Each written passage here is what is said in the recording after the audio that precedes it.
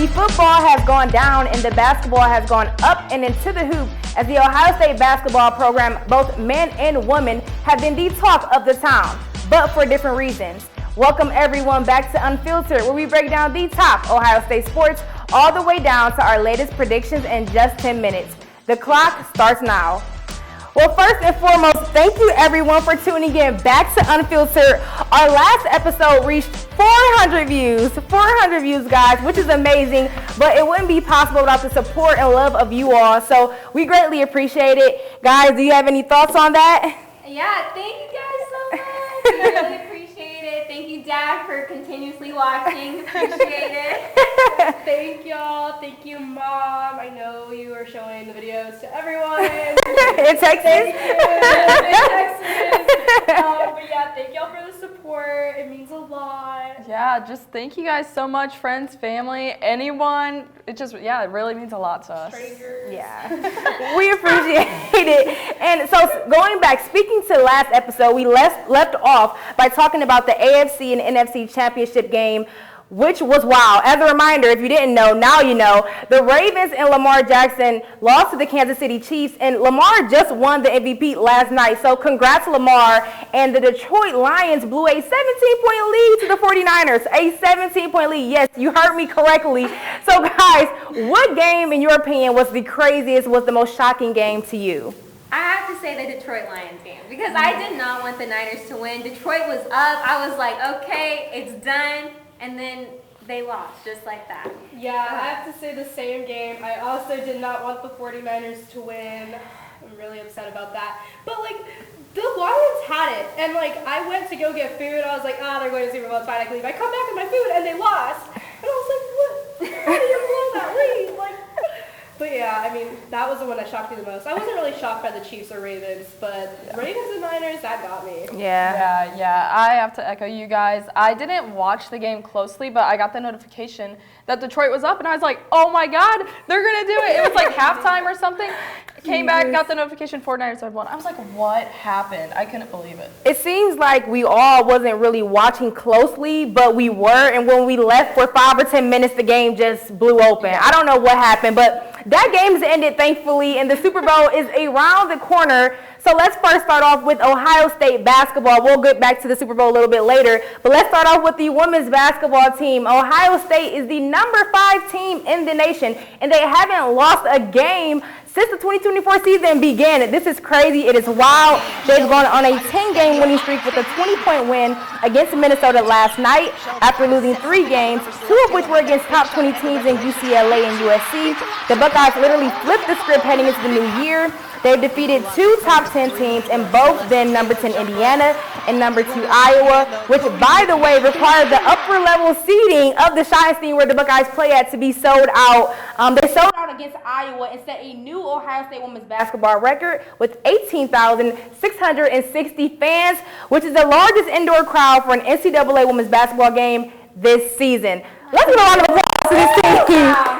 Way to go. Women's basketball, women's sports in general is definitely growing, and I'm happy to see it. Daniella, what are your thoughts on this team? I mean, it's so exciting. I feel like they don't, or at least they weren't getting the recognition that they deserved early on in the season. And I feel like after the Iowa game, you just see Ohio State women's basketball everywhere. And I mean, it's just so exciting to see it. I mean, I'm really happy for them. They deserve it. They're awesome. Yeah. The women's team has obviously been on fire. There are high expectations for this squad this season. But on the other side, the men's basketball team seems to literally be on fire. And Elise will give us more on that. Yeah, on fire in a bad way. The men's team's current record is 13-10 and only 3-9 in the Big Ten, where they rank second to last currently and are 0-6 on the road, which are not great stats at all. And it's sad because the Buckeyes actually started the season really strong. They racked up several out-of-conference wins, but lately they just can't find their groove, having lost 9 of their last 10 games, and now their chances of making the NCAA tournament are slim to none. So what's the problem? Why do they keep losing?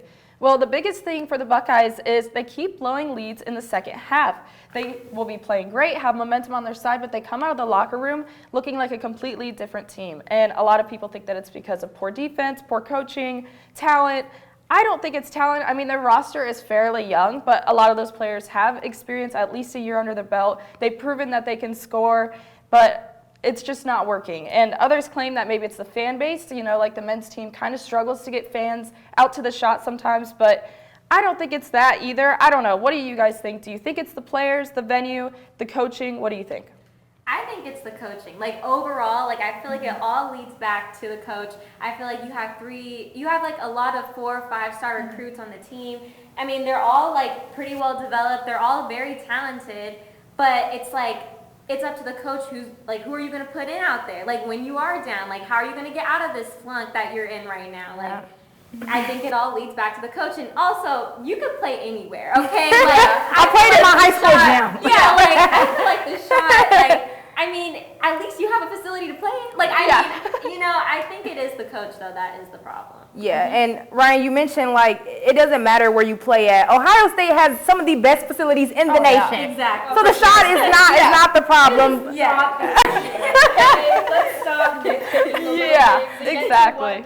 The real problem is, which Ryan, you feel like it's Chris Holtman, and Chris Holtman has been with this program for 7 years. The players love him, the coaches love him, the staff love him, but it isn't translating into wins. And as Elise mentioned, the Buckeye fans do not like losing. So we're going to hand it back over to Ryan, and she can give us more on Chris Holtman. Thank you, Jayla. So as you mentioned, Elise did say that we are currently 13-10 already in the season, 3-9 in the Big Ten itself. We are in 13th place in the Big Ten, which basically means we are not going to be going to March Madness, as Elise already mentioned. So at the beginning of the season, the Buckeyes were on the rise. We were 13-4. So what was that change? To give a little background of just coaching in general at Ohio State, we have had about 14 different coaches in the 125 years this program has started. But Thad Matta's dynasty. He basically brought a lot to the Buckeyes. He was hired in 2004 and brought the Buckeyes 5 NCAA appearances and 2 Final Four appearances in 2006 and in 2011. The only national championship that we have ever won at Ohio State was in 1960 under Fred Taylor. So it's been a minute since the Buckeyes have won a national championship to begin with. And so with all of these just different stats, all of these different people, let's bring it back to today. Who is our coach now? Chris Holtman. Chris Holtman is our coach, and I think, he's been coaching for, 7 seasons here. He's been doing pretty well. In 2018, he was called Big Ten Coach of the Year, leading the Buckeyes 25-9. But ever since then, those victories began to decline. Many people believed it was the team's chemistry. And so over this past year, a lot of them got together, started hanging out, going on trips together to bond. And we see now that it's not just the team's chemistry, it's the coach. And it seems like preseason, when games don't matter at OSU, we do well. But then when the season comes, the energy changes.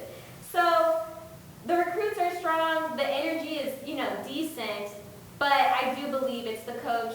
What do you guys think? Jayla, I'm going to bring it back to you.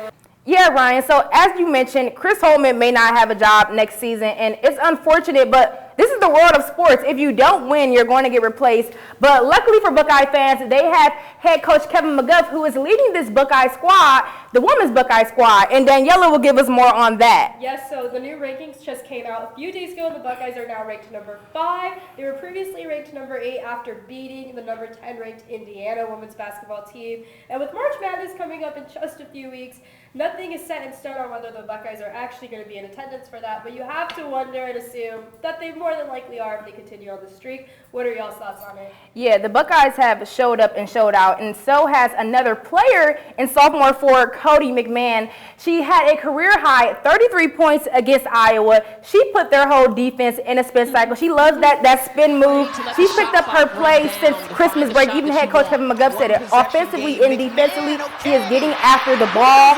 After the break, she's averaging nearly 16 points per game in the last 10 games. She and the Buckeyes have found their rhythm in the past 10 games. And speaking of big games, we have another one coming up this weekend in the Super Bowl. And guys, this is a rematch from 2019. The Chiefs. 2020. Thank you for that. 2020, guys. Oh, Jesus. Lord have mercy. Okay, the Chiefs beat the 49ers in 2020. Guys, do you think we'll see that again this year? What's your predictions for this matchup? Yeah, I don't like either of these teams, honestly. Let me put that out there. However, I do want the 49ers to win. I just think they have a well-rounded team. And George Kittle said this.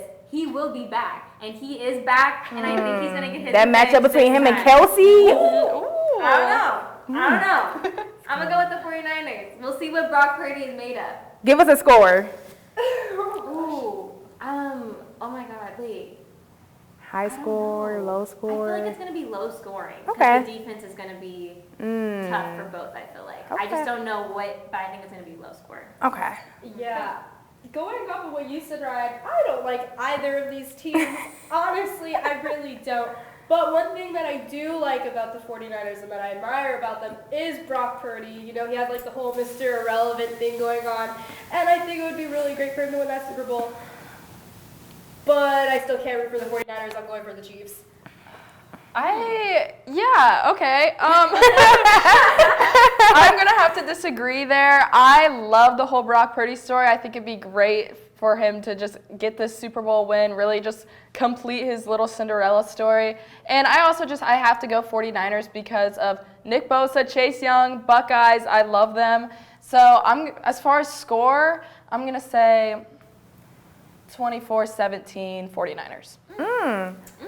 Low scoring ball game. I Yeah. think we can all agree upon that. Yeah. I'm gonna go head over, or is it heart over head? Heart over head, yeah. Because my head is saying the Chiefs are gonna win, but I want the 49ers to win because I'm tired of seeing the Chiefs win. I feel like they're turning into the New England with Tom Brady when it's like you know who's going to win every single year, and it's just like, what's the point? It makes it not fun. So I hope the 49ers win, but I think as long as it's a good ball game, that's all I really care about, right? Like, let's do the last drive. Let's something crazy. I want something crazy to happen. Yes. Yeah. For real. Make Yeah. it interesting. Make it Come on. interesting. Not only Usher performing Yeah, right. at halftime, right? We want Usher to be interesting, of course, and we want the game to be interesting. But to see if any of us were close, tune in next week to Unfiltered, and we will see you all soon.